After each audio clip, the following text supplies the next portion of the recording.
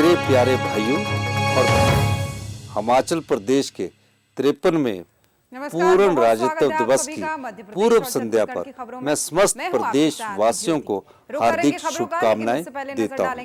यहाँ हम सभी के लिए गर्व और हर्ष का अवसर है। 25 जनवरी 1971 को इसी दिन तत्कालीन प्रधानमंत्री श्रीमती इंदिरा गांधी जी ने शिमला के ऐतिहासिक रिज पर भारी बर्फबारी के बीच हिमाचल प्रदेश को पूर्ण राज्य का दर्जा प्रदान किया था। उनके प्रयासों के फलस्वरूप हिमाचल प्रदेश भारत का 18वां राज्य बना। हिमाचल को पूर्ण राज्य का दर्जा दिलाने और विकास पथ पर आगे ले जाने के लिए हिमाचल निर्माता एवं प्रदेश के प्रथम मुख्यमंत्री स्वर्गीय डॉक्टर यशवंत सिंह परमार ने महत्वपूर्ण योगदान दिया। इस अवसर पर मैं उन्हें भावपूर्ण श्रद्धांजलि अर्पित करता हूं। 11 दिसंबर 2022 को हमारी सरकार ने शपथ ली और उसके बाद व्यवस्था परिवर्तन के लिए काम करना शुरू किया। साथियों, हिमाचल प्रदेश आर्थिक बदहाली के दौर से गुजर रहा है। पिछली भाजपा सरकार से वर्तमान सरकार को 75,000 करोड़ का कर्ज विरासत में मिला है, जबकि कर्मचारियों को एरियर के रूप में 4,430 करोड़ रुपया, पेंशनरों की देनदारी 5,226 करोड़ रुपया, कर्मचारियों और पेंशनों का डीए 1,000 करोड़ रुपया बकाया है। इसके अलावा पिछली सरकार ने अंतिम 9 महीनों में बिना बजट का प्रावधान किए 900 संस्थान खोले व अपग्रेड किए, जिससे प्रदेश पर 5,000 करोड़ रुपए का आर्थिक बोझ पड़ा। एनपीएस का लगभग 8,000 करोड़ रुपया केंद्र सरकार के पास फंसा है। इसके बावजूद प्रदेश सरकार ने पुरानी पेंशन देने का वादा पूरा किया है। इस निर्णय से राज्य के लगभग 1,36,000 एनपीएस कर्मचारियों को लाभ मिलेगा। पुरानी पेंशन देने का प्रदेश सरकार का या कोई राजनीतिक फैसला नहीं है। हमारा इरादा है कि सरकारी अधिकारी कर्मचारियों के आत्मसम्मान की रक्षा हो तथा उन्हें सामाजिक सुरक्षा मिले, क्योंकि जिन्होंने प्रदेश की विकास की गाथा लिखी है, हम कर्मचारियों को डीए और पेंशन भोगियों को उनके लाभ प्रदान करने के लिए वचनबद्ध है। सरकारी अधिकारियों और कर्मचारियों की प्रदेश के विकास में महत्वपूर्ण भूमिका रहती है। मैं सभी के बहुमूल्य योगदान की सराहना करता हूं। आज के इस शुभ अवसर पर मैं सभी सरकारी कर्मचारियों, भाइयों व बहनों से कहना चाहता हूं कि आप अंतिम पंक्ति में खड़े प्रत्येक पात्र व्यक्ति तक पहुंचे जिन्हें अभी तक सरकारी योजनाओं का लाभ नहीं मिला है। मैंने व्यक्तिगत जीवन में संघर्ष देखा है, इसलिए आम आदमी की समस्याओं से भली भांति परिचित हूं। उनकी समस्याओं को सुलझाने के लिए सरकार धरातल पर काम करेगी। कर्जे के भारी बोझ के बावजूद प्रदेश सरकार अपने सभी वादों को पूरा करने के लिए दृढ़ता के साथ काम कर रही है। इसके लिए कुछ कड़े फैसले लेने की आवश्यकता है। मैं आपको पूरा विश्वास दिलाता हूं कि आने वाले 4 वर्षों में हम प्रदेश की अर्थव्यवस्था को पटरी पर लाएंगे। इसमें आप सभी के सहयोग की आवश्यकता है। मैं कहना चाहता हूं कि वर्तमान सरकार अपने सभी वादों को पूरा करेगी। मैं कहता आया हूँ कि हम सत्ता में सुख के लिए नहीं बल्कि व्यवस्था परिवर्तन के लिए आए हैं। व्यवस्था परिवर्तन रातों रात नहीं हो सकता। भ्रष्टाचार के प्रति वर्तमान सरकार की जीरो टॉलरेंस की नीति है। सत्ता संभालते ही हमने भ्रष्टाचार के खात्मे के लिए कदम उठाने आरंभ कर दिए हैं। परीक्षाओं के प्रश्न पत्र लीक होने के मामले में हिमाचल प्रदेश कर्मचारी चयन आयोग हमीरपुर का कामकाज निलंबित किया जा चुका है और हम योग्यता के आधार पर ही निष्पक्ष और पारदर्शी तरीके से चयन किया जाएगा। वर्तमान सरकार के गठन को जन आशीर्वाद से अभी बनी बीजेपी 44 दिन का समय ही डॉक्टर मोहन हुआ यादव ने है। देश हमने अपनी प्रतिबद्धता के अनुरूप कार्य करने का प्रयास किया है। हमने जरूरतमंदों के लिए 101 करोड़ रुपए का मुख्यमंत्री सुख आश्रय सहायता कोष स्थापित किया है। सरकार ने यह कदम करुणा के लिए नहीं बल्कि उनका अधिकार प्रदान करने के लिए उठाया है।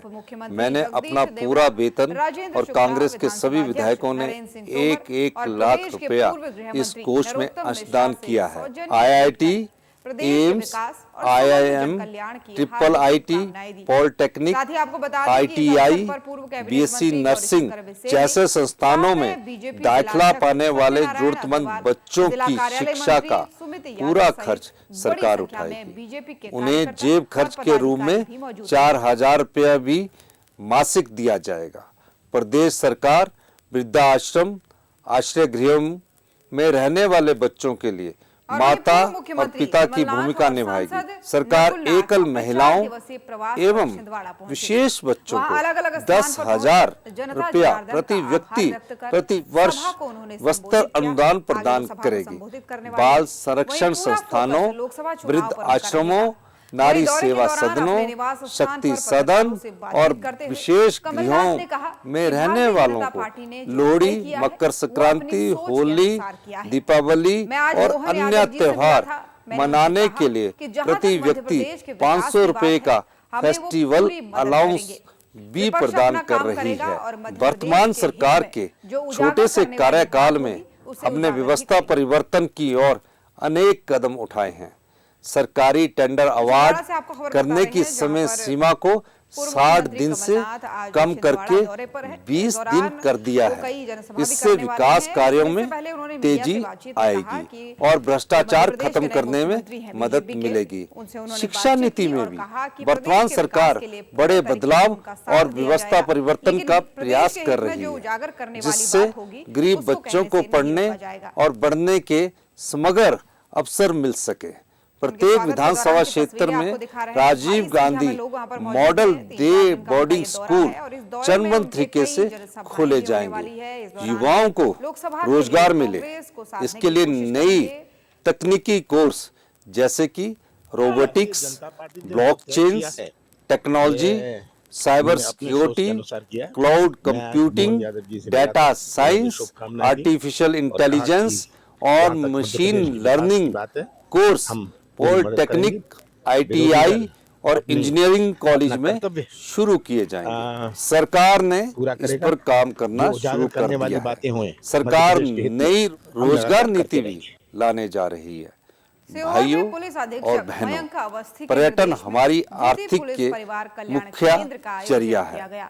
प्राकृतिक, ग्रामीण, बागवानी, साहसिक तथा धार्मिक पर्यटन पर विशेष ध्यान दिया जाएगा। इससे स्थानीय लोगों को बड़े पैमाने पर रोजगार के अवसर मिलेंगे तथा ग्रामीण स्तर तक पर्यटन को बढ़ावा मिलेगा। युवाओं की भागीदारी बढ़ाने के लिए पर्यटन परियोजनाओं को स्टार्टअप योजना से जोड़ा जाएगा। निजी क्षेत्र में भी हिमाचल प्रदेश के युवाओं को रोजगार मिले, इसके लिए वर्तमान सरकार निवेश को बढ़ावा देने का प्रयास कर रही है। सरकार नई निवेश नीति लाएगी, जिसमें निवेशकों की सुविधा के लिए सरकारी बंधनों को कम किया जाएगा। किसान, पशुपालक व बागवानों की आय में बढ़ोतरी करने की दिशा में भी सरकार प्रयास कर रही है। इसके लिए अधिकारियों को दिशा निर्देश दे दिए गए हैं। हिमाचल प्रदेश को फल राज्य के रूप में जाना जाता है। हमारी सरकार का संकल्प है कि कृषि और बागवानी के महत्व के दृष्टिगत किसानों और बागवानों के फलों की कीमत तय करने से उनकी भागीदारी सुनिश्चित की जाएगी। युवाओं को अपना उद्योग व कारोबार स्थापित करने के लिए बिना ब्याज के ऋण उपलब्ध करवाने के लिए उचित कदम उठाए जाएंगे। हमारी सरकार ने प्रदेश के वातावरण को संरक्षित रखने के लिए जल विद्युत, हाइड्रोजन और सौर ऊर्जा का दोहन करने तथा हिमाचल प्रदेश को वर्ष 2025 तक देश का पहला हरित ऊर्जा राज्य बनाने का लक्ष्य निर्धारित किया है। प्रदेश में हरित उत्पादों को बढ़ावा दिया जाएगा, जिससे निर्यात में बढ़ोतरी होगी। सरकार आगामी वित्तीय वर्ष में 500 मेगावाट तक की सौर परियोजनाएं स्थापित करेगी। प्रदेश सरकार ने राज्य में ग्रीन एनर्जी को बढ़ावा देने का निर्णय भी किया है। इसके लिए इलेक्ट्रिक वाहनों को प्रोत्साहन दिया जाएगा। प्रदेश सरकार ने इलेक्ट्रिकल वाहनों को चरणबद्ध तरीके से बढ़ावा देने का निर्णय किया है। प्रिय प्रदेशवासियों, प्रदेश के हेल्थ इंस्टीट्यूशंस में जनता को श्रेष्ठ स्वास्थ्य सुविधाएं उपलब्ध करवाई जाएगी, ताकि लोगों को अपने गंभीर रोगों के उपचार के लिए बाहरी राज्यों या प्राइवेट हॉस्पिटल्स का सहारा लेने की आवश्यकता नहीं रहे। आईजीएमसी, टांडा और हमीरपुर मेडिकल कॉलेज में रोबोटिक सर्जरी की सुविधा दी जाएगी। मेडिकल स्टाफ की भर्ती भी की जाएगी। मैं आशा करता हूं कि हमारी सरकार को आप सभी का सक्रिय तथा रचनात्मक सहयोग प्राप्त होगा, जिससे हमारे सुंदर प्रदेश में उन्नति और विकास का मार्ग प्रशस्त होगा।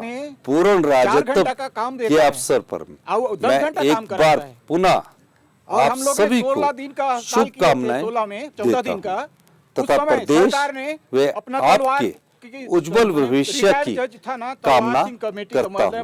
मैं एक बार फिर दोहराना चाहता हूं, हम सत्ता के लिए नहीं बल्कि व्यवस्था परिवर्तन के लिए आए हैं, जिसमें आप सभी का सहयोग जरूरी है। जय हिंद, जय हिमाचल। आज मेरा 40 साल मतलब सर्विस में हो गया, 45 साल हो रहा है और अभी मैं क्या करूं, ऐसे टाइप का हो गया है कि सरकार हमको कुछ भी नहीं दे रही, कोई सुविधा नहीं दे रही है। 1 लाख रुपया दे रही है, जो क्या करेगा आदमी। हम लोग का यही है कि हम लोग 8 घंटा का ड्यूटी मांग रहे हैं, हमको 8 घंटा काम भी कर रहे हैं हम लोग 8 घंटा। यही हमारी मांग है और हमको परमानेंट करे, 8 घंटा का काम दे। हमारी मुख्य मांगे हैं कि हमको कम से कम 8 घंटे का कार्य दिया जाए, 8 घंटे पारित किया जाए। अभी हमको सरकार ने 7 घंटे पारित करने को तैयार हो गया है, जिसको हम लोग नहीं मान रहे हैं। हमको टीआरसी देती है, हम सैलरी मांग रहे हैं। हमको जिस दिन सैलरी दे 8 घंटे काम देगी तो सैलरी भी दे देगा, और यह मांग को सरकार को मानना पड़ेगा। नहीं मानेगा तो हम भी उनको, वो जिस नींद में सोया हुआ है उसी नींद में हम परमानेंट सुला देंगे। अभी दूसरा कदम उठाने के लिए हमारे यूनियन के लीडर जैसा हमें आदेशित करेंगे, जो दिल्ली लेवल पे हैं, उनके अनुसार ही हम लोग कदम उठा रहे हैं। उमंग गौरवदीप वेलफेयर सोसाइटी द्वारा आयोजित देश में प्रथम बार राष्ट्रीय स्तर पर अस्थिरता बाधित महिला क्रिकेट टूर्नामेंट में जम्मू कश्मीर ने राजस्थान को हराया। वहीं पुरुष व्हीलचेयर क्रिकेट में मध्य प्रदेश ने राजस्थान को हराया और फिर विजेता बनी। जिन दिव्यांगजनों को उनके घर और समाज में हीन भावना से देखा जाता था, उन्हीं दिव्यांगजनों को इस राष्ट्रीय स्तर के टूर्नामेंट में अपना हुनर, जज्बा दिखाते हुए जब देखा गया तो उसी समाज और परिवार के लोग भी गौरवान्वित महसूस करने लगे। साथ ही आपको बता दें कि फाइनल का पहला मैच अस्थि बाधित महिला क्रिकेट जम्मू कश्मीर और राजस्थान के बीच हुआ, जिसमें जम्मू कश्मीर ने पहले बैटिंग करते हुए निर्धारित ओवर में 5 विकेट खोकर 64 रन बनाए। जम्मू कश्मीर में ये मैच 10 रन से जीत गई। Man of the match Afroza Bano रही। वहीं महिला में बेस्ट बैट्समैन रुबीना जॉन और बेस्ट बॉलर भागीरथी और प्लेयर ऑफ द टूर्नामेंट भी रुबीना जॉन रही। दूसरा फाइनल मुकाबला मध्य प्रदेश और राजस्थान के बीच हुआ, जिसमें राजस्थान ने 10 विकेट खोकर 100 ही रन बनाए। साथ ही आपको बता दें कि मध्य प्रदेश ने 8 विकेट में से ये मैच जीत लिया और man of the match Anil Singhania रहे। Best batsman Tejpal Yadav, best bowler Anil Singhania और प्लेयर ऑफ द टूर्नामेंट भी अनिल सिंघानिया रहे। मुख्य अतिथि थॉमस राय, विशेष अतिथि योगेश सोनी और डॉक्टर विजय कुमार रामवीर सिंह सिकरवार की गरिमामयी में उपस्थिति में विजेता और उपविजेता टीम को ट्रॉफी के साथ विजेता राशि के चेक भी दिए गए। साथ ही संस्थापक दीप्ति पटवा ने सभी अतिथियों के साथ 7 प्रदेश की 10 टीमों के दिव्यांग महिला और पुरुष खिलाड़ियों का आभार और धन्यवाद भी दिया।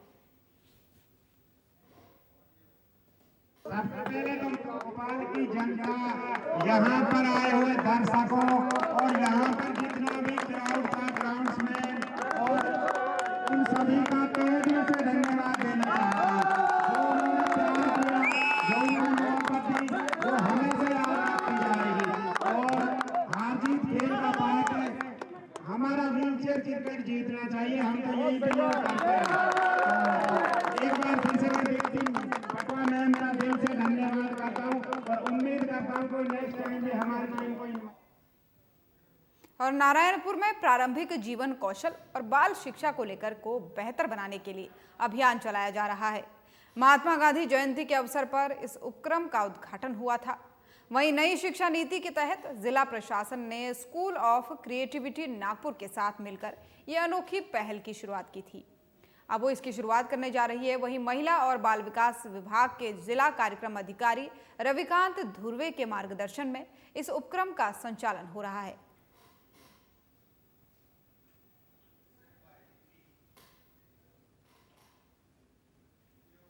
बसना थाना प्रभारी आशीष वासनिक और उनकी टीम ने मुखबिर की सूचना पर बड़ी कार्रवाई की है।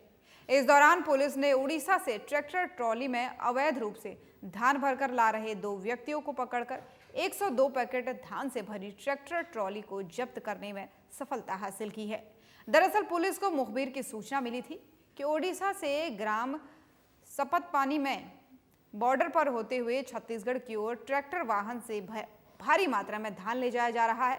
वहीं सूचना पर पुलिस स्टाफ के द्वारा ट्रैक्टर ट्रॉली में रखे 102 बोरी धान को जब्त कर लिया गया। फिलहाल पुलिस जो है वो आगे की कार्रवाई में जुट गई है।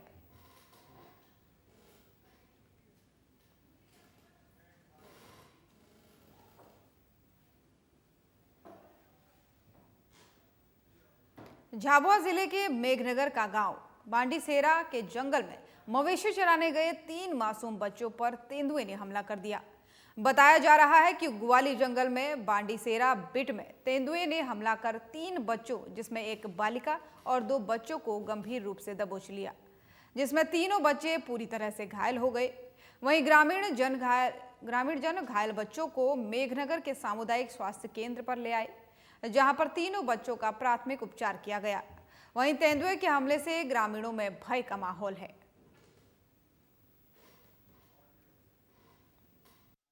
वगैरह जंगल है कि हमारा गांव बांडीसेरा में, तो वहाँ ये ग्वाले गाय बकरी चराने गए थे जंगल में। लंबा चौड़ा जंगल है। तो सुबह के टाइम पे बच्ची को पकड़ लिया जानवर ने। जानवर साहब ये तेंदुआ हो सकता, लकड़बग्गा भी हो सकता, शेर भी हो सकता था। और फिर शाम के 4 बजे 2 बच्चों को और पकड़ लिया। 3 पेशेंट आए हैं टोटल। एक लड़की है 16 साल की और 2 लड़के हैं लगभग 8 से 10 साल के। तीनों को टाइगर बाइट के स्टे मतलब उनके वुंड है लेसेरेटेड और नेल बाइट की भी आँख से। एक को तो हमने यहीं पे ट्रीटमेंट दे दिया है, प्राइमरी ट्रीटमेंट तीनों को दे दिया है, इंजेक्शन डाइक्लोफेनेक वगैरह जो रिक्वायरमेंट है। ब्लीडिंग उनकी कंट्रोल कर दी है, पर 2 के काफ़ी डीप वुंड है स्कैपुलर रीजन पे और हिप पे, इसीलिए उनको हम रेफर कर रहे हैं। हमारे ग्वाली सब रेंज का है। वहाँ पर मुझे जैसे ही सूचना मिली, मैं झाबुआ से हमारे ट्रेनिंग से वहाँ से आ रहा हूँ। और गवर्नमेंट में इनका पूरा जो भी मुआवजा इनका खर्चा रहेगा वो दिया जाएगा। जो हैबिटाट वहाँ का है तेंदुए के लिए सूटेबल है, और वहाँ पहले भी तेंदुए के ऐसी घटनाएं हो चुकी है। तो ये गाँव वालों को ये समझाई दी जाती है कि वहाँ पर बच्चों को ज़्यादा न भेजें अंदर। शिवपुरी जिले में लगातार चोर बाइक चोरी की वारदातों को अंजाम देकर पुलिस को चुनौती दे रहे थे। इसी के चलते कोतवाली पुलिस निरीक्षक विनय यादव ने चोरों के खिलाफ मुहिम तेज की और 2 बाइक चोर पुलिस के हत्थे चढ़ गए, जिनसे पूछताछ में अलग अलग स्थानों से 41 बाइकें पुलिस ने बरामद कर सफलता हासिल की है। वहीं पुलिस अभी और बाइकें बरामद होने की बात कर रही है।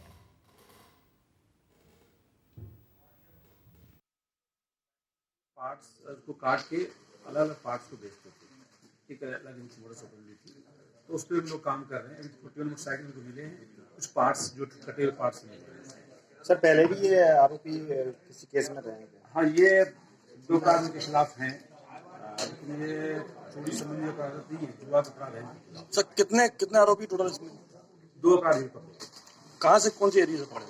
ये तो श्रीनिवास रोड से इनको पकड़ा गया, बाकी एक तेंदुआ ये वो वारदात करते थे मोटरसाइकिल चोरी, कहाँ पर? शिवपुरी जिले में या अन्य जिलों से भी लाते थे मोटरसाइकिल? अभी तो अपने जिले का हमने पकड़ा है, अन्य जिलों की पूछताछ की जा रही है और कहीं पे इनके पास हो। और ये अभी जो इनके बारे से मिला है तेंदुआ में।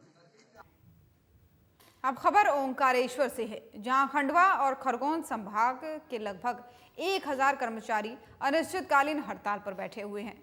वहीं लामबंद उप डाकघर मंधानता में हड़ताल कर रहे कर्मचारी राजेंद्र दुबे से चर्चा की। इस दौरान कर्मचारियों ने बताया कि 7 सूत्रीय मांगों को लेकर के अखिल भारतीय ग्रामीण डाक सेवक कर्मचारी संघ अनिश्चितकालीन हड़ताल पर चले गए हैं और जब तक मांगे उनकी पूरी नहीं होती तब तक हड़ताल जारी रहेगी।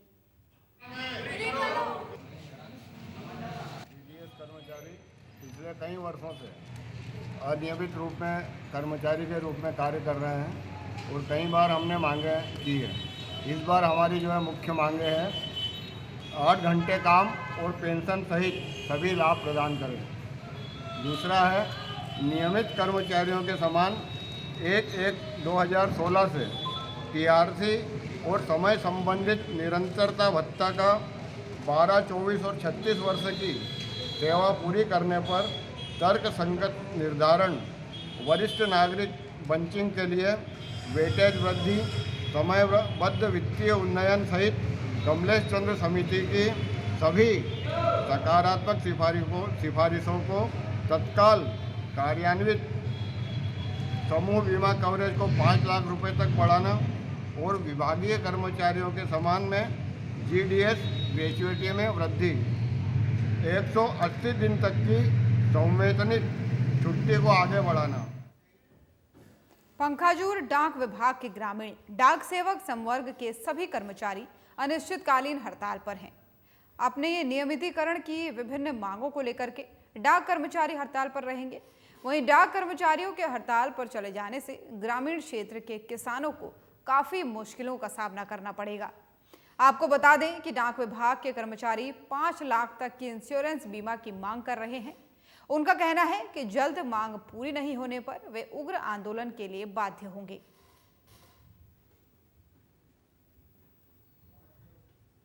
ये हमारा ग्रामीण डाक सेवक हड़ताल में अनिश्चितकालीन बैठे हुए हैं। भारत सरकार जो हमारी नीतियों को दबा रही है, मजदूर विरोधी काम कर रही है, इसके खिलाफ हम उग्र आंदोलन कर रहे हैं। अभी हमारी मांग है जो मुख्य रूप से हमें रेगुलर किया जाए, 8 घंटा ड्यूटी का वो हुआ जाए और हमें बैंकिंग सेक्टर जो ग्रामीण इलाकों में भारत सरकार लागू की है, जैसा कि अभी सारे किसानों को भारत सरकार की ओर से बोनस मिल रहा है, वो हमारे ही उससे इंडिया पोस्ट पेमेंट बैंक से मिल रहा है, उसके कारण भी हमारे पर वर्कलोड बढ़ा है। किंतु जो उसके एवज में हमारा जितना सैलरी होना चाहिए उतना नहीं है। ऊपर से जैसे हम भारत सरकार के कर्मचारी तो कहलाते भी नहीं हैं, लेकिन हमारा ग्रुप इंश्योरेंस भी नहीं है। जैसे खुदा ना खास्ता कोई डाक बांटते बांटते किसी कुछ हो गया तो उस बारे में भारत सरकार सोच नहीं रही है। आज के डेट में तो बेंगलोर कर्नाटक में तो जोमेटो वाले लोग का भी ग्रुप इंश्योरेंस हो गया, डिलीवरी बॉय लोगों का, लेकिन हम भारत सरकार के ढंग से कर्मचारी तो है भी नहीं, लेकिन हमारा तक ग्रुप इंश्योरेंस नहीं है। तो हमारा यही मांग है भारत सरकार के से कि जो भी है जैसा भी है हमको रेगुलर करें, वरना ये आंदोलन जारी रहेगा। सारंगढ़ बिलाईगढ़ जिले में 13 दिसंबर को स्वच्छता अभियान को सफल बनाने के लिए कलेक्टर डॉक्टर सिद्दीकी ने जिले के शहरी और ग्रामीण क्षेत्र के नागरिकों, युवाओं, स्वयंसेवी संस्थाओं और अधिकारियों के साथ कर्मचारियों को शामिल होने की अपील की है। वहीं जिले के नगरीय निकायों में 13 दिसंबर और ग्राम पंचायतों में 14 दिसंबर को साफ सफाई के लिए अभियान चलाया जाएगा। वहीं आपको बता दें कि जिसमें जिले के डिप्टी कलेक्टर, एसडीएम, तहसीलदार, नगर पालिका, सीएमओ और आम नागरिक स्वच्छता में सहयोग देंगे।